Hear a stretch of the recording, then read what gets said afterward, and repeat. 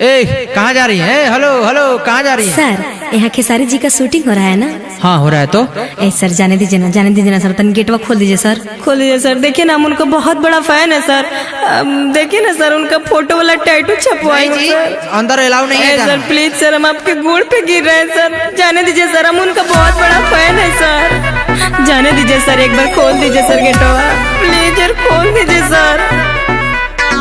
पागल बानी हम दीवानी उनके, आइल बानी शूटिंग देखे हाला सुन के। कोई आया है, किसको अंदर जाने दे, बताइए ना प्लीज सर। पागल बानी हम दीवानी उनके, आइल बानी शूटिंग देखे हाला सुन के। कौन चिचियाता ही जाले सुनाता, ध्यान दो हमारा बात पर। सर एक लड़की आई है और अपना नाम सोम्या बता रही है, क्या करें, आने दे? ठीक है बाबू, आने दो, अंदर आने दो। कहिए कैसी हैं आप? सर मुझे विश्वास नहीं हो रहा है सर कि मैं आपके साथ हूँ। मैं जब 8 साल की थी तब से आपकी फैन हूँ सर। बहुत अच्छा लग रहा है सर आपके साथ। देखिए ना सर, आपका फोटो वाला टैटू बनवाई हूँ सर। बहुत लोग बुरा भला बोला सर, लेकिन फिर भी मैं बनवाई सर। मैं आपका फैन हूँ सर। चुप हो जा बेटा, तुमको कौन नहीं जानता है। अपन हाथवा धोरी ना हमरा माथ पर, राउ फोटो बनावनी अपना हाथ पर। अपन हाथवा धोरी ना हमरा माथ पर, राउ फोटो बनावनी अपना हाथ पर। बाबू कुर्सी तो इसको बैठाओ। नहीं सर, मुझे कुर्सी नहीं चाहिए सर, मुझे आप मिल गए, बहुत बड़ा चीज मिल गया सर। अरे पागल, तो रो क्यों रही हो, बैठो आराम से। नहीं सर। बरसों के देखल हमर सपना आज पूरा हो गइल।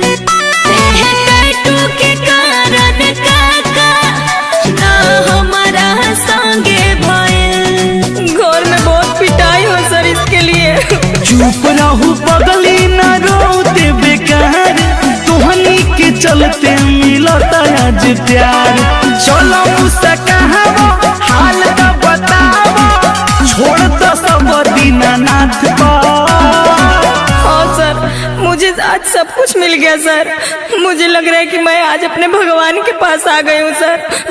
मुझे कुछ नहीं अरे चाहिए बेटा सर। ऐसे मत बोलो। अपन हाथवा धरी ना हमरा माथ पर, राउर फोटो छपवनी अपना हाथ पर। अपन हाथवा धरी ना हमरा माथ पर, राउर फोटो छपवनी अपना हाथ पर। अरे पागल चुप रहो, लो ये पानी पियो, लो।